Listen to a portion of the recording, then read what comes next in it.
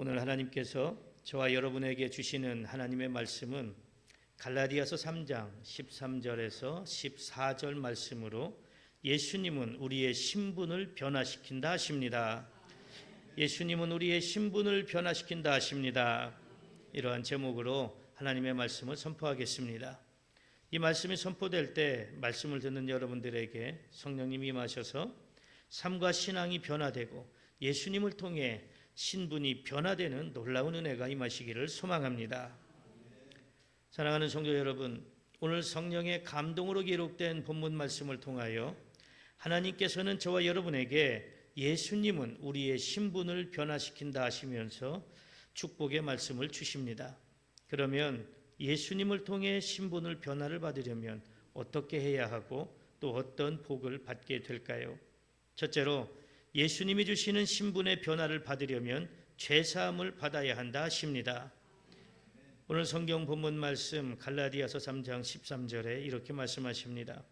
그리스도께서 우리를 위하여 저주를 받은 바 되사 율법의 저주에서 우리를 속량하셨으니 기록된 바 나무에 달린 자마다 저주 아래에 있는 자라 하였음이라. 아멘. 선악과를 따먹은 아담과 하와의 죄로 인해 모든 사람은 원죄를 가지고 태어나게 되어 있습니다. 그 죄성으로 인해서 사람은 틈만 나면 하나님을 거역하고 하나님 앞에 범죄하고 살아갑니다. 구약에서 하나님은 사람들의 죄를 사함받는 방법으로 짐승을 잡아서 제사를 드리게 하셨습니다. 하지만 사람들은 그 제사조차도 죄를 짓는 데 악용하며 살고 있었습니다. 그래서 세상에서 마음껏 죄를 짓고 살다가 하나님께 짐승을 잡아서 제사를 드리기만 하면 모든 죄를 사함받을 거라고 생각했습니다. 그렇게 사람들은 점점 죄의 삶을 살게 되고 결국 사람들은 짐승을 잡아서 드리는 제사로는 더 이상 죄사함을 받을 수 없는 지경에까지 이르게 되었습니다. 그래도 하나님께서는 우리를 사랑하셔서 독생자 예수 그리스도를 이 땅에 희생제물로 보내시고 십자가에 피 흘려 죽게 하심으로 우리가 죄를 사함받을 수 있는 길을 열어주셨습니다. 그러므로 예수 그리스도를 통해서만 죄사함을 받을 수 있습니다. 이제 짐승을 잡아서 드리는 제사가 아니라 십자가에서 희생제물로 우리를 위해 대신 죽으신 그 예수 그리스도의 보혈의 은혜로만 우리는 죄사함을 받을 수가 있습니다. 그런데도 사람들은 아직도 자신의 노력으로 죄사함을 받고 하나님께 인정받을 수 있다고 생각합니다. 한 주간 동안 세상에서 내 마음대로 살다가 하나님을 잊어버리고 살다가 교회를 생각도 안 하고 살다가 주일날 하루 나 교회 왔으니 나 죄를 사함 받았지, 나 이제 하나님께서 복을 주시겠지라는 착각 속에 살아갑니다. 그리고 사람들은 자신이 한 일을 가지고 사람들에게 인정을 받으려고 부단히들 애를 쓰고 노력합니다. 자신들의 권세를 가지고 사람들에게 높임을 받으려고 합니다. 여러분들은 어떻습니까? 자신이 한 일을 가지고 사람들에게나 하나님께나 인정받으려고 하신 적은 없으셨습니까? 내가 이만큼 했지요. 그래도 내가 이만큼 했으니까 나 정도면 괜찮지요 하며 교만에 빠진 적은 없으셨습니까? 자신이 가지고 있는 권력을 가지고 하나님께나 사람들에게 인정받아 보려고 하신 적은 없으셨습니까? 하나님은 우리가 한 일이나 우리에게 주어진 권력을 보고 그 사람을 인정하시지 않습니다.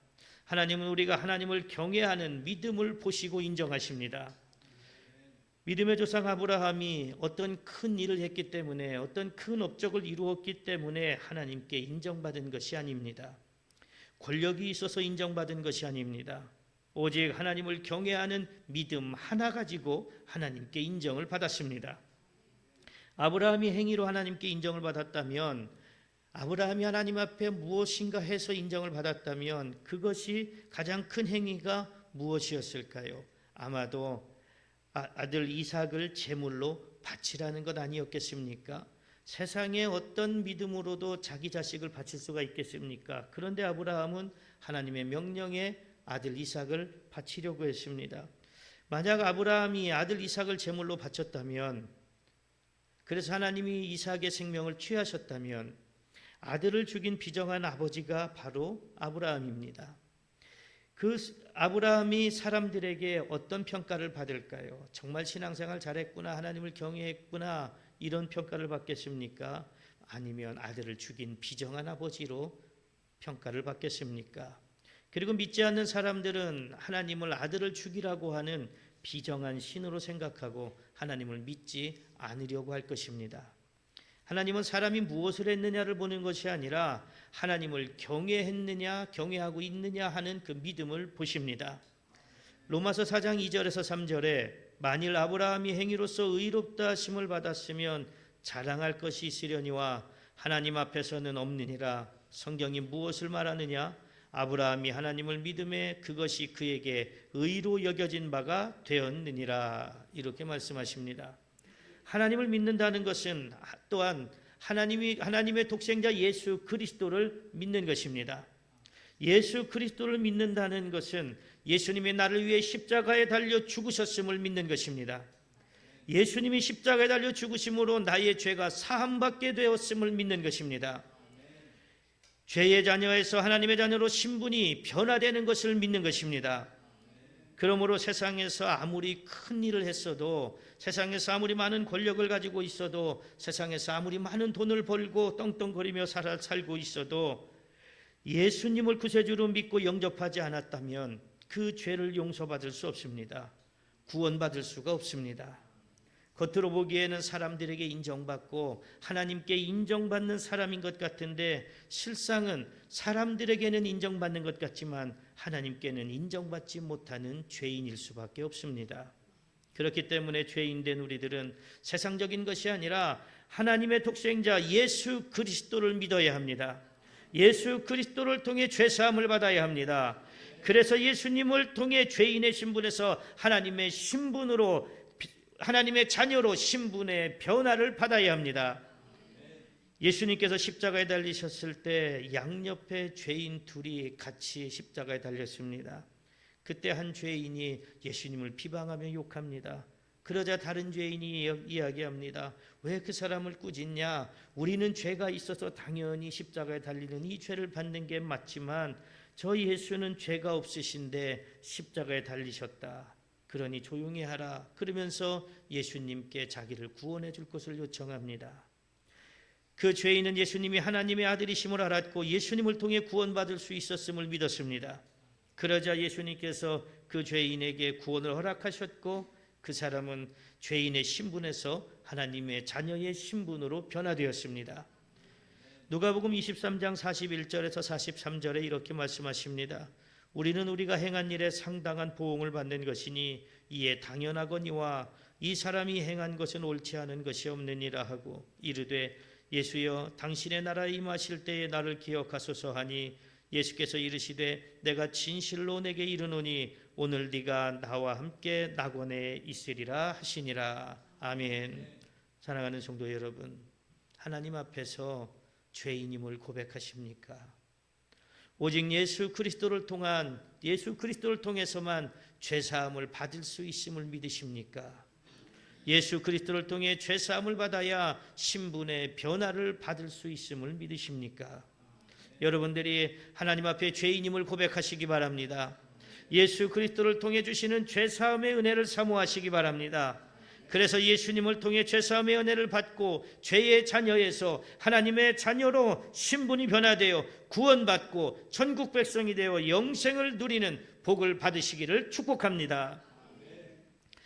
둘째로 예수님이 주시는 신분의 변화를 받으면 아브라함의 복을 주신다 하십니다. 오늘 성경 본문 말씀 갈라디아서 3장 14절 상반절에 이렇게 말씀하십니다. 이는 그리스도 예수 안에서 아브라함의 복이 이방인에게 미치게 하고. 아멘. 예수 그리스도의 십자가 은혜로 죄사함을 받고 죄인의 신분에서 하나님의 자녀로 신분이 변화된 사람은 아브라함이 받은 복을 받게 된다고 말씀합니다. 하나님께서 아브라함에게 주신 복이 무엇입니까? 여러 가지 복이 있지만 가장 큰 복은 아브라함 자신이 복이 되는 복입니다. 그래서 아브라함을 축복하는 자는 복을 받고 아브라함을 저주하는 자는 저주받는다고 하셨습니다. 그리고 땅의 모든 족속이 아브라함으로 말미암아 복을 받게 된다고 하셨습니다. 이것이 얼마나 큰 복입니까? 우리는 돈을 많이 벌고 건강하고 물질을 많이 가지고 있고 권력의 자리에 올라가는 것이 가장 큰 복이라고 생각하지만 사실은 나를 통해서 다른 이들이 복을 받는 것보다 더 큰 복이 어디에 있겠습니까? 그런데 하나님은 너를 저주하는 자는 내가 저주할 것이고 너를 축복하는 자는 내가 축복해 준다고 하니 이것보다 더 큰 복이 어디 있습니까? 오늘 여러분들은 어떤 복을 받고 싶으십니까? 그저 세상적인 물질의 복입니까? 아니면 하나님이 아브라함에게 주셨던 것 같은 그런 자기 자신이 복이 되는 복입니까? 여러분들이 하나님이 아브라함에게 주셨던 그런 복을 받는 사람들이 되시기를 축복합니다. 아브라함의 인생을 보면 하나님을 믿는다고는 했지만 자신에게 어려운 일이 닥치면 여지없이 자기의 생각대로 살았던 시절도 있었습니다. 하나님의 뜻을 구하기보다 자기 생각대로 자기 옳은 대로 행동했습니다. 그런데 그럴 때마다 어떻게 됩니까? 내 생각대로 해보면 잘 될 것 같은데 내 뜻대로 해보면 더 좋을 것 같은데 그럴 때마다 어려움은 더 가중되고 더 큰 어려움을 당하게 됩니다. 하나님의 명령에 따라 가나안 땅에 들어온 아브라함은 그 땅에 가뭄이 들자 어떤 생각을 하냐면 하나님 앞에 내가 엎드려야지, 하나님 앞에 내가 기도해야지 이런 생각을 하는 것이 아니라 저 풍요로운 땅 애굽으로 가볼까? 저 애굽에 가면 괜찮을 것 같은데 해서 애굽으로 내려갑니다. 그런데 아브라함의 아내 사라의 아름다움에 애굽 왕 바로가 반해서 자신의 왕비로 삼으려고 합니다. 그런데 아무 소리도 못하고 있습니다. 그러나 하나님께서는 아브라함과 사라를 그냥 내버려 두지 않으시고 바로와 그 집에 큰 재앙을 내리심으로 그들을 보호하셨습니다. 하나님의 말씀에 순종해서 고향 땅을 떠나온 아브라함이었지만 당장 눈앞에 있는 어려움 앞에서는 너무나 나약한 한 사람에 불과했습니다. 이렇게 사람은 나약한 존재입니다. 그래서 하나님 안에서 보호를 받아야 평안할 수 있습니다. 아브라함이 하나님 안에 있을 때는 평안했습니다. 하지만 하나님 밖에 있을 때는 그렇지 못했습니다. 급기야 하나님께서는 아브라함의 믿음을 시험하시려고 부르셨습니다. 그런데 그 시험이 사람의 힘으로는, 사람의 생각으로는 감당할 수 없는 시험입니다. 하나님은 아브라함에게 아들 이삭을 번제로 바치라고 말씀하십니다. 100세에 얻은 귀한 아들 이삭을 바치라는 하나님의 명령에 아브라함은 즉시 순종합니다. 아내 사라와 상의하지 않습니다. 자기 아내가 어떤 사람인지를 잘 아니까 상의해봐야 좋은 소리 못 듣고 하나님의 명령에 순종할 수 없으니까 그냥 즉시 아브라함을 데리고 하나님 앞에 바치러 갑니다. 아브라함은 진짜로 아들 이삭을 하나님께 번제로 드리려고 했지만 하나님께서는 아브라함의 믿음을 보시고 이삭의 생명을 보존해 주셨고 아브라함에게는 번성의 복을 주시겠다고 약속하셨습니다. 창세기 22장 11절에서 12절에 이렇게 말씀하십니다.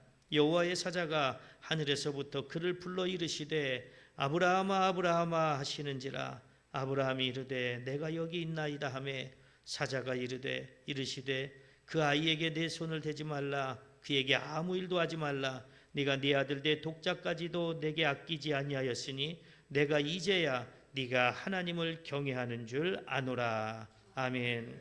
창세기 22장 16절에서 18절에도 이렇게 말씀하십니다.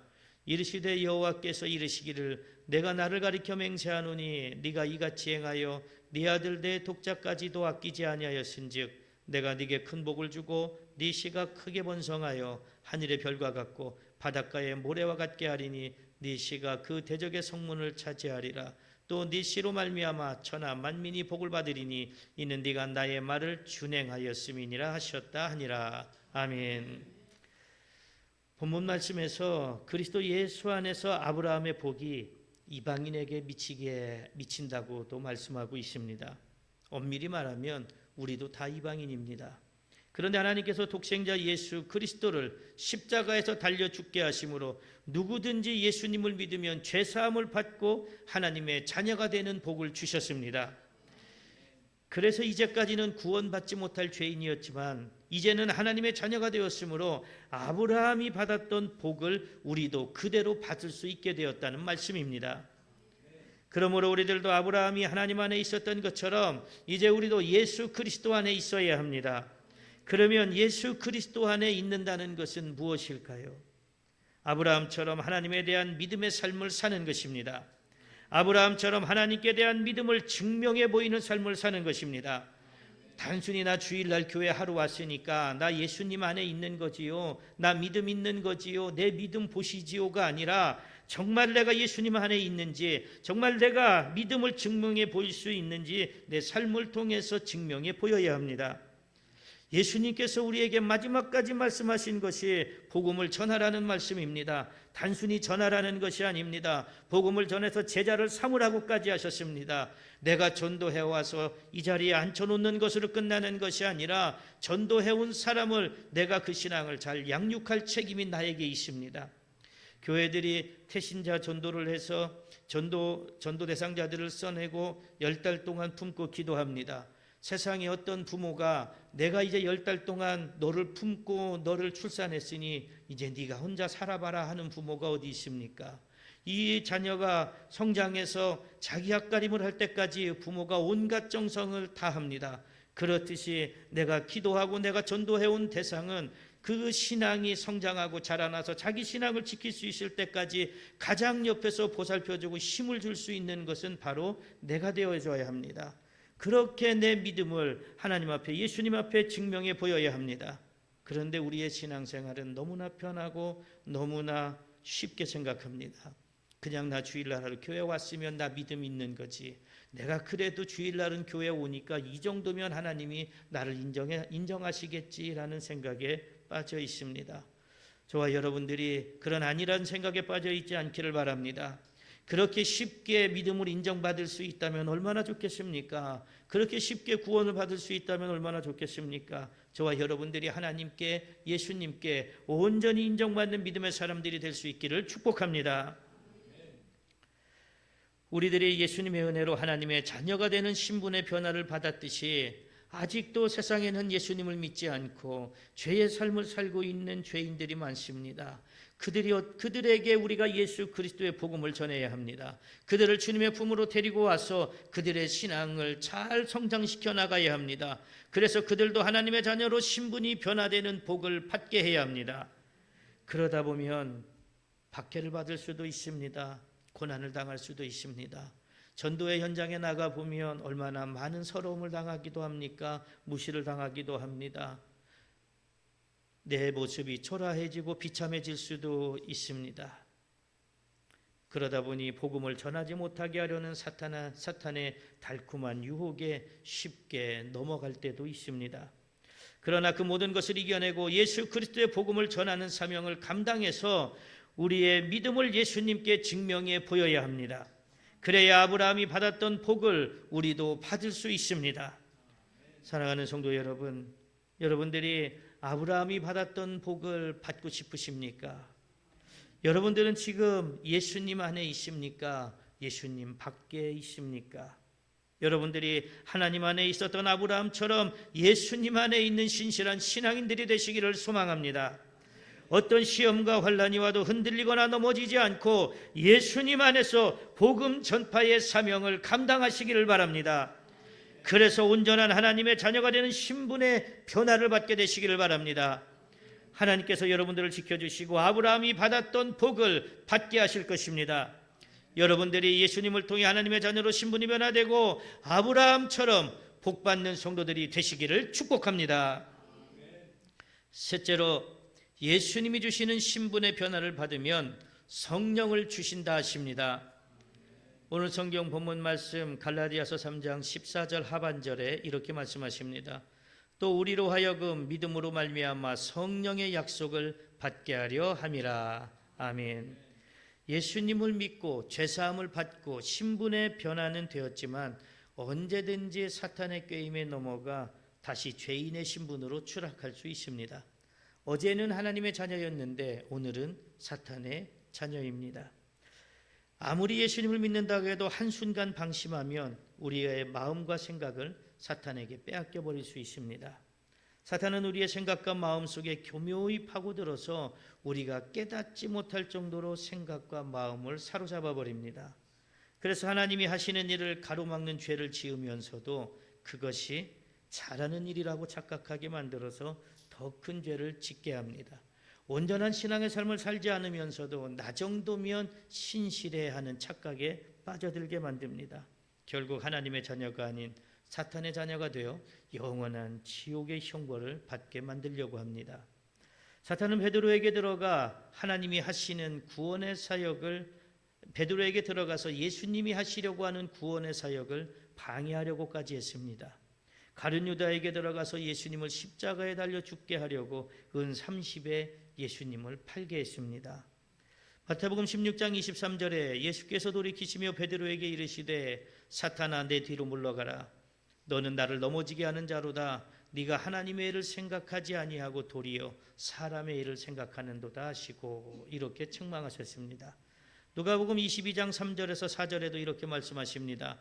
12 중에 하나인 가룟인이라 부르는 유다에게 사탄이 들어가니 이에 유다가 대제사장들과 성전 경비대장들에게 가서 예수를 넘겨줄 방도를 의논하매 이렇게 말씀합니다. 이렇게 예수님을 따라다녔던 제자들도 한순간 사탄에게 사로잡혔던 것처럼 우리들 또한 너무나 연약한 존재이기 때문에 조금만 방심하면 사탄에게 마음과 생각을 사로잡혀버리게 됩니다. 우리가 이렇게 연약한 존재인 것을 예수님은 잘 알고 계셨습니다. 그렇기 때문에 예수님은 하나님이 보내주실 성령을 받으라고 말씀하셨습니다. 그 성령을 받는 것이 중요하기 때문에 얼마나 중요하면 제자들에게 성령을 받기 전까지는 예루살렘을 떠나지 말라고 하셨습니다. 성령을 받지 못하면 고난과 시험과 환난 앞에서 힘없이 무너질 수밖에 없습니다. 그래서 예수님은 복음을 전파하는 사명을 감당해야 할 제자들에게 성령을 받으라고 말씀하셨습니다. 그래야 능력을 받고 병을 고치고 귀신을 쫓아내며 어떤 고난을 당하더라도 기쁨으로 온전히 복음을 전할 수 있기 때문입니다.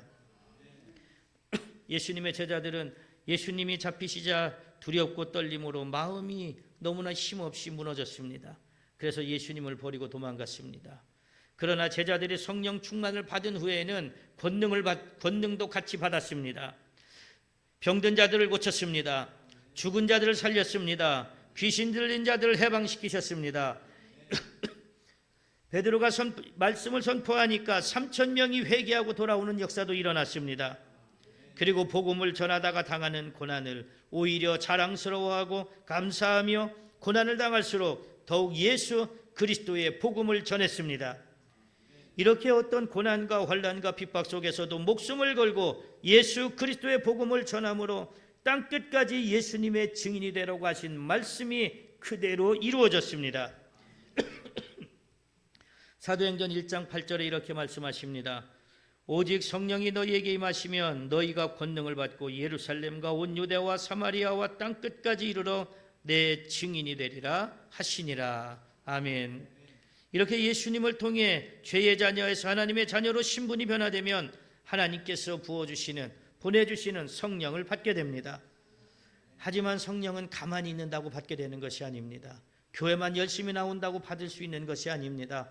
성령의 충만을 사모해야 합니다. 믿음으로 간구해야 합니다. 그래야 성령을 받을 수 있습니다. 그러므로 하나님의 자녀된 사람들은 온전한 믿음 생활을 통해 성령 받기를 사모해야 합니다. 그래야 예수님의 제자들처럼 병을 고치고 귀신을 쫓아내며 어떤 환난과 위험과 핍박 속에서도 힘차게 예수 그리스도의 복음을 전할 수 있습니다. 하나님의 자녀된 영광스러운 신분을 잃어버리지 않을 수 있습니다. 그러나 성령 충만을 한번 받았다고 해서 끝나는 것이 아닙니다. 성령 충만이 한번 우리에게 임했다고 해서 그것이 영원한 것이 아닙니다. 어느 순간 그 성령이 다 소진되면, 성령이 떠나가시면 우리는 다시 죄의 길로 갈 수밖에 없습니다. 그래서 우리는 계속해서 성령 충만을 사모하고 성령 충만을 채워가야 변화된 신분을 잃어버리지 않고 마지막 때 천국 백성이 될 수 있습니다. 사랑하는 성도 여러분, 예수님을 통해 죄인에서 하나님의 자녀로 신분이 변화되었음을 믿으십니까? 예수님을 통해 신분이 변화된 사람에게 성령을 부어주심을 믿으십니까? 여러분들은 성령 충만을 사모하고 계십니까? 성령 충만을 받기 위해 기도하고 계십니까? 여러분들이 예수님을 통해 하나님의 자녀로 신분이 변화되었음을 믿으시기 바랍니다. 하나님이 주실 성령 받기를 사모하고 간절히 기도하시기를 바랍니다. 성령 충만을 받아 하나님의 자녀로서 신실한 신앙의 삶을 살아가며 복음 전파의 사명을 감당하시기를 바랍니다.